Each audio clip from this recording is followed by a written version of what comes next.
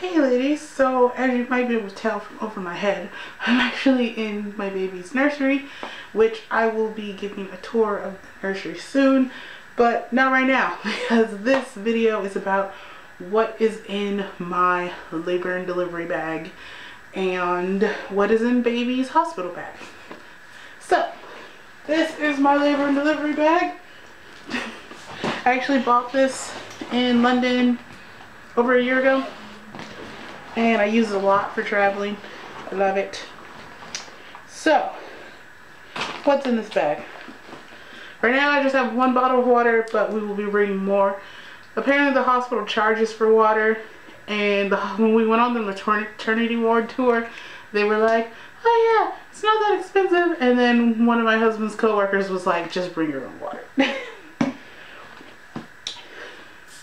The perinatal bottle for the lady bits after, because apparently they don't give you one of these either.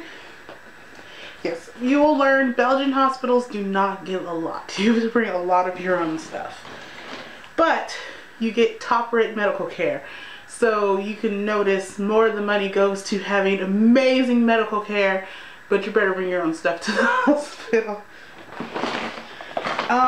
This is the little bag that I put my toiletries in.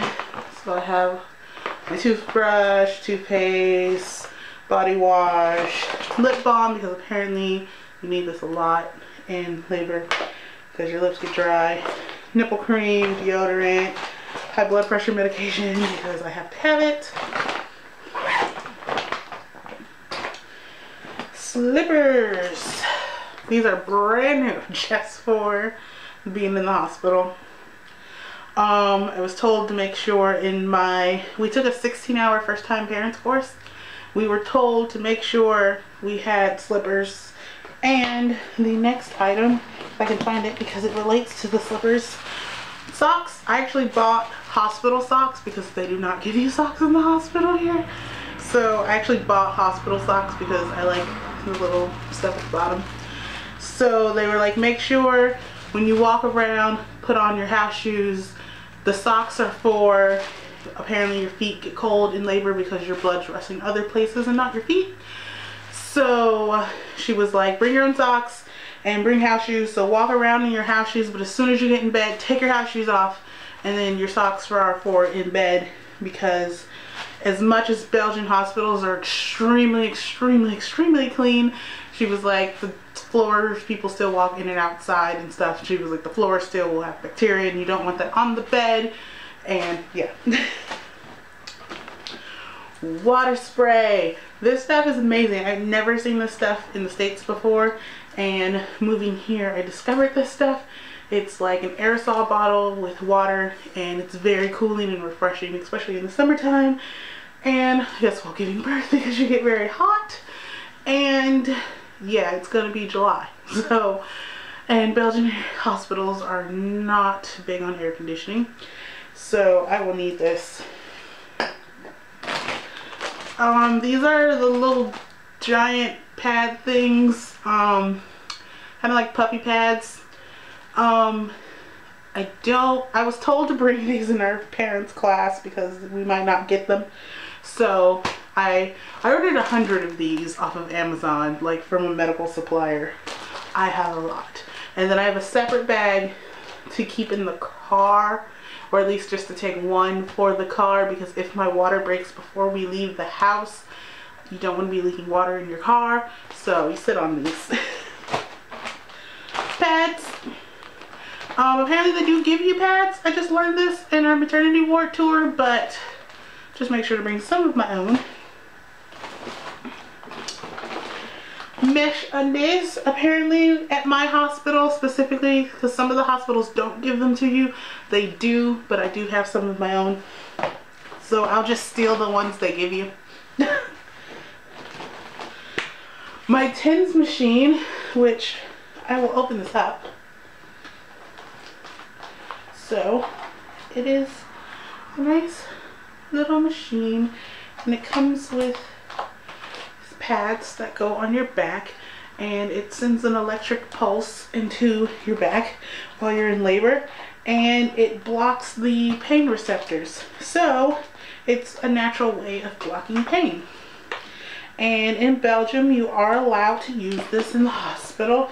You have to bring your own because they do not provide it. But I have one. My mom gave it to me.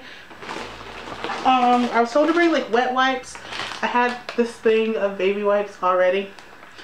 So yeah, it was useful.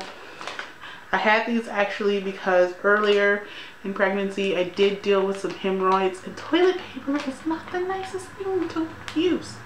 So baby wipes I had, so I was like, got my wet wipes.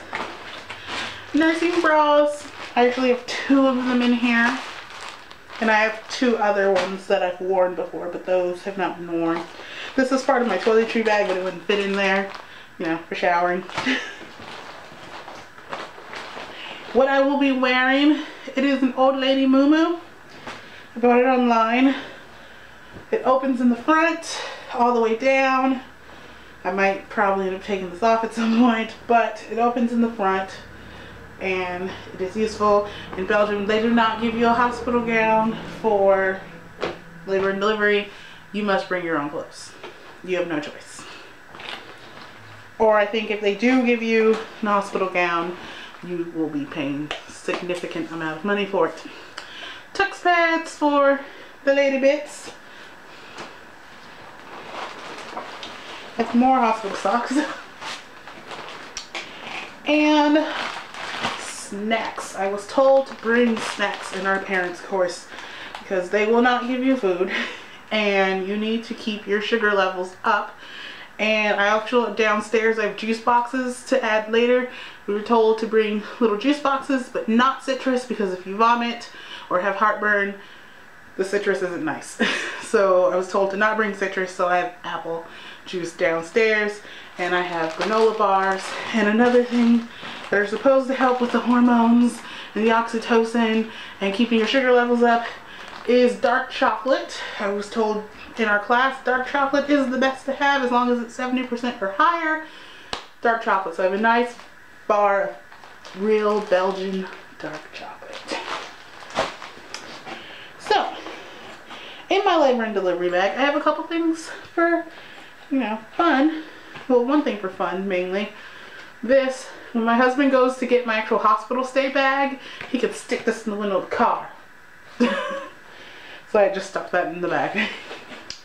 And then later I have to add my iPad and stuff like that. And I have to make my CDs still with my music to relax me, because you can bring your own music. And then stuff for baby.